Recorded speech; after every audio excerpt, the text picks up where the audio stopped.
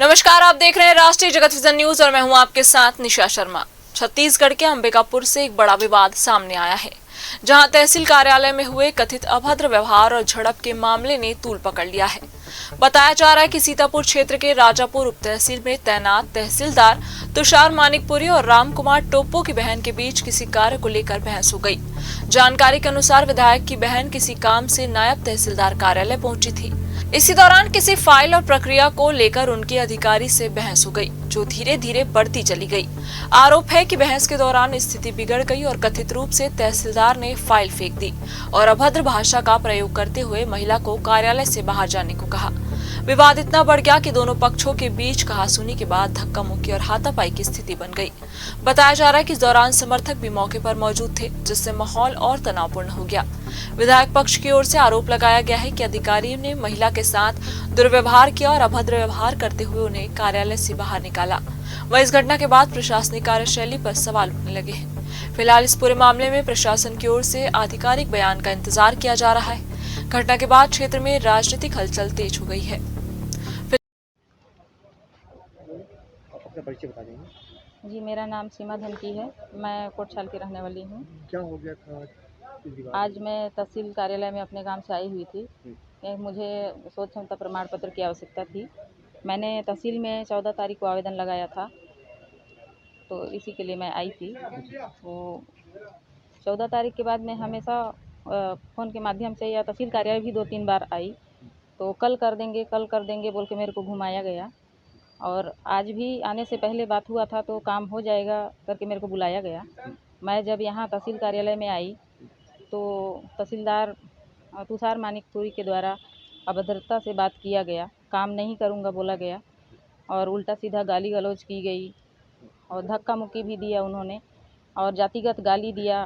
तुम उरांव लोगों की यही समस्या है, तुम्हारे साथ यही होना चाहिए बोल के मेरे साथ अश्लील हरकतें भी किया गया।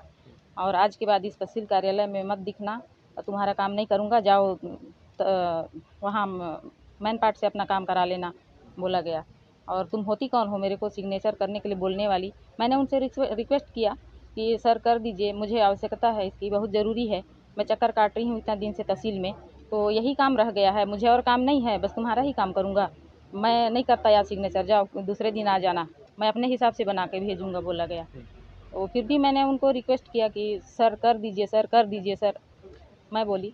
तो उन्होंने कहा कि नहीं करूँगा, तुम होती कौन हो मेरे को आदेश देने वाली, ऐसे करके उसने गाली गलौज की और अभद्रता से व्यवहार किया गया मेरे साथ और धक्का दिया गया। थाने पहुंचे, शिकायत हुई कि नहीं आपकी? जी, मैंने थाना में एफआईआर दर्ज कराई है और आश्वासन दिया गया है कि आपके साथ न्याय होगा। बात सामने आ रही है कि तहसीलदार के साथ मारपीट की गई है, इसमें कितनी सच्चाई है?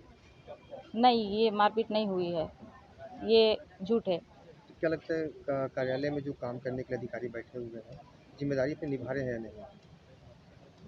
क्या अपनी जिम्मेदारी निभा रहे हैं? तहसील कार्यालय में आप काम करवाने गए थे, काम नहीं हुआ? नहीं, वहाँ पे घुमाया जा रहा है, हर महिला वहाँ पे परेशान हो रही है। सिर्फ महिला ही नहीं, कोई भी काम तहसील का ऐसे ही हो रहा है। कई महिलाएं वहाँ पे मेरे से मिली, तो वो भी बता रही थी कि हम भी आके परेशान होते हैं, सुबह से शाम तक बैठ जाते हैं, टाइम पे टाइम दिया जाता है, लेकिन वहाँ पे काम नहीं किया जाता, सभी लोग परेशान हैं। लेकिन पूर्व में भी कई लोग बोल रहे थे कि तहसील का काम नहीं होता है, लेकिन आज मेरे साथ घटित हुआ तो मेरे को यकीन हो गया कि यहाँ सच में ऐसा होता है। और एक प्रशासनिक अधिकारी को इस तरह से महिलाओं के साथ अभद्रता से व्यवहार नहीं करना चाहिए। अगर ऐसे प्रशासनिक अधिकारी लोग ही इस तरह के करेंगे तो महिलाएं कहाँ जाएंगे, सोचिए आप। आप विधायक की बहन हैं आप? जी, मैं ये जानते हुए भी काम नहीं हुआ? बाद में उनको बताया गया या फ़ोन भी आया था उनको कि दीदी हैं, उनका काम कर दीजिए। वो ये जानते हुए भी उन्होंने काम नहीं किया और धमकी दी गई, बोला कि जाओ जो करना है कर लेना, विधायक की बहन हो तो क्या होता है, ऐसा उनके द्वारा बोला गया। मेरा नाम तुषार मानिक है, मैं नायब तहसीलदार उप तहसील राजापुर मैन पार्ट में पदस्थ हूँ अभी। क्या विवाद हुआ, किस तरीके की स्थिति बनी और थाने में भी जाना पड़ा, थाने में विधायक पहुंचे हुए? अभी रविवार को एक आयुष गुप्ता एक व्यक्ति हैं जो विधायक जी के साथ रहते हैं, तो उनका फोन आया था कि भैया ये एक जेल से कैदियों को छोड़ने के लिए एक शोध प्रमाण पत्र क्षमता का एक जारी करना होता है सर्टिफिकेट, तो उसको थोड़ा देख लीजिएगा। तो सोमवार और मंगलवार थोड़ी मेरी तबीयत ठीक नहीं थी 2 दिन से, तो इसलिए मैं जा नहीं पाया था। तो आज मैं पहुंचा तहसील, तो पहुंचने के बाद ही एक बुजुर्ग महिला उस केस को लेकर आई थी, तो मैंने उसको देखा, उसमें देखा कि जो जेल से जो फाइल आता है, एक लेटर आता है, उसमें 2 प्रारूप होते हैं, प्रारूप घ, वो प्रारूप घ फिलअप नहीं था, तो मैंने उनको बोला कि आप किसी को बुला लीजिए, आप तो अगर फिलअप कर लेते हैं तो कर दीजिए। तो उन्होंने बोला कि मैं किसी और को बुला लेती हूँ, वो कर देंगे या भिजवा देंगे। बोला ठीक है। मैं उसके बाद फिर शाम तक 5 बजे तक बैठा था, कोई भी नहीं आया। उसके 5 बजे के बाद एक महिला आई थी, उन्होंने बोला कि सर ये है, इसको साइन कर दीजिए, लोग दे दीजिए तुरंत करके। मैं बोला कि आज मेरा रीडर आया नहीं है, छुट्टी में है, सरविंद है ना, कितना पता छुट्टी में चला गया था वो, तो वो कल आ जाएगा। कल छुट्टी है ईद की, तो कल वो आ जाएगा और कल मैं तहसील आऊंगा भी, तो मैं कल साइन कर दूंगा, आप किसी को भेज दीजिएगा या फिर आप खुद ले लीजिएगा। तो उनका कहना था नहीं सर मुझे अभी चाहिए, आप साइन करके दे दीजिए करके। तो मैंने बोला कि जब तक मेरा रीडर बताएगा नहीं कि इसमें कहाँ कहाँ साइन करना है, कहाँ नहीं करना है, हो सकता है कि मैं जेल वापस भेज दूं इसको, फिर वहां से फिर वापस ये आए कि इसमें कुछ कमी बेसी, तो आप हमको बोलेंगे तहसील में काम नहीं हो रहा है। तो इसलिए मैंने बोला कि नहीं वो कल आ जाएगा, कल हम साइन करके दे देंगे। तो उनका ये कहना है कि नहीं आप तुरंत करके दीजिए। तो मैंने बोला कि आप मेरे को ये मत बताइए कि साइन कहाँ करना है और क्यों अभी तुरंत करना है, वो बताएंगे तो मैं कर दूंगा। आपको कल लेना होगा तो ले लीजिएगा, नहीं लेना होगा किसी और भेज दीजिएगा, है ना, मैं साइन रेडी करके रख दूंगा। बस उसके बाद मैं बोलते हुए निकल गया था। अब मैडम का फिर यही है कि उनका कहना है कि मैंने उनसे छेड़छाड़ की है या बदतमीजी से बात की है। बदतमीजी से बात कुछ नहीं की है, बस उनका ये कहना था कि आप मेरे से क्यों पूछ रहे हैं कि मैं कौन हूँ करके।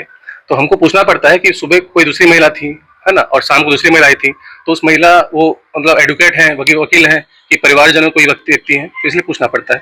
तो उसके उनके जो आरोप है वो बेबुनियाद है। और विधायक जी उसके बाद जब मैं वापस सीतापुर पहुंच गया था अपने निवास पे, तो विधायक जी के पीए का फोन आया था मेरे पास, रुपेश वर्मा, कि विधायक जी बुला रहे हैं राजापुर। तो मैं राजापुर निकल गया था, फिर एसडीएम साहब भी साथ में रास्ते में मिल गए थे, तो हम दोनों साथ में पहुंचे थे। साथ में वहां पहुंचे तो विधायक जी पहले से अपने समर्थकों और 10-20 लड़कों के साथ वहां खड़े थे। उन्होंने बस पूछना चाहा कि क्या हुआ था। मैंने बताया उनको कैसा हुआ था। मैडम आई थी, मैंने उनको भगाया नहीं है, मैंने उनको ये बताया कि कल आप आ जाइएगा, कल हम साइन करके दे देंगे। तो मैडम उसके बाद विधायक जी के जो समर्थक थे, है ना, उन्होंने मारपीट शुरू किया। मारपीट करने के बाद विधायक जी ने मुझे हाथ पकड़े वापस लाया और मैडम को बुलाया, है ना, जो मैडम उनकी शायद बहन है, चचेरी बहन है ना, हमको जानकारी नहीं है ना, उनको विधायक जी ने पहले बताया ना उन्हें बताया मैडम ने। उसके बाद विधायक जी मुझे साइड करके साइड में लाए। उसके बाद विधायक जी ने भी मुझसे हाथापाई की, है ना, मुझे मारा। और उसके बाद फिर एसडीएम सर ने बीच बचाव करते हुए मुझे वहां से जाने के लिए बोला, तो हम पुलिस गाड़ी में वहां से निकल गए थे।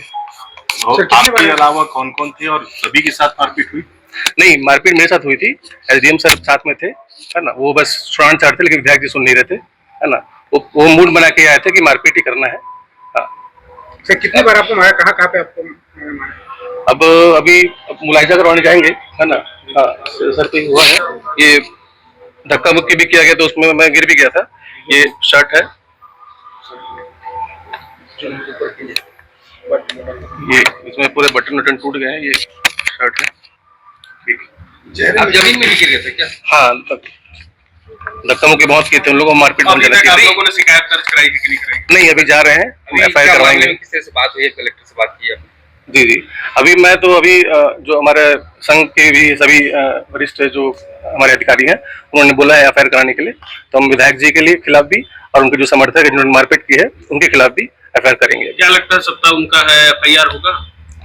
अब एफआईआर तो पुलिस वाले करेंगे ही, है ना, उसके बाद जो कार्रवाई होगी वो होगी आगे। सीतापुर जाएंगे सर? नहीं, यही अंबिकापुर में एफआईआर करवाएंगे। हाँ।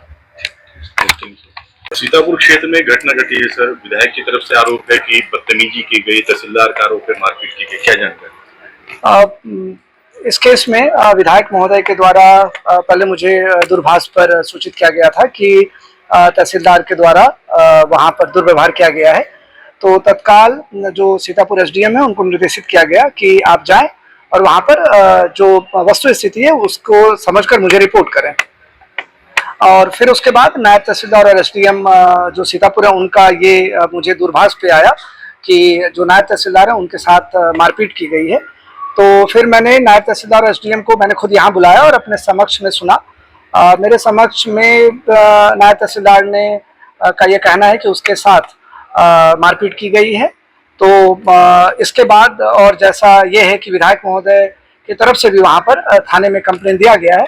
तो आगे इसमें जो पुलिस है वो दोनों पक्षों के शिकायतों पर जांच करके विधि के अनुसार कार्रवाई करेगी। किसने मारपीट की? विधायक ने खुद मारपीट की? नायब तहसीलदार का ये कहना है, जो वहाँ पे नायब तहसीलदार पोस्टेड है, उनका कहना है कि उनके साथ जो विधायक के समर्थक हैं और विधायक महोदय हैं ऐसा नायब तहसीलदार का कहना है कि उनके साथ मारपीट की गई। इस तरह की अगर घटना घटेगी तो प्रशासनिक कामकाज कैसे होंगे, कैसे चलेगी व्यवस्था? दोनों पक्षों के द्वारा थाने में शिकायत दर्ज कराई गई है।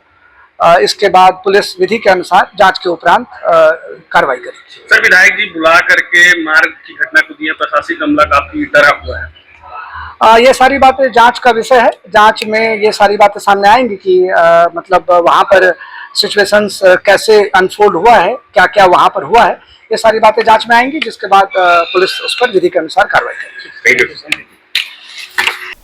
फिलहाल इस खबर में बस इतना ही। देश प्रदेश की खबरों से अपडेट रहने के लिए हमारे चैनल को सब्सक्राइब करें और नई खबरों के नोटिफिकेशन के लिए बेल आइकन जरूर दबाएं। नमस्कार।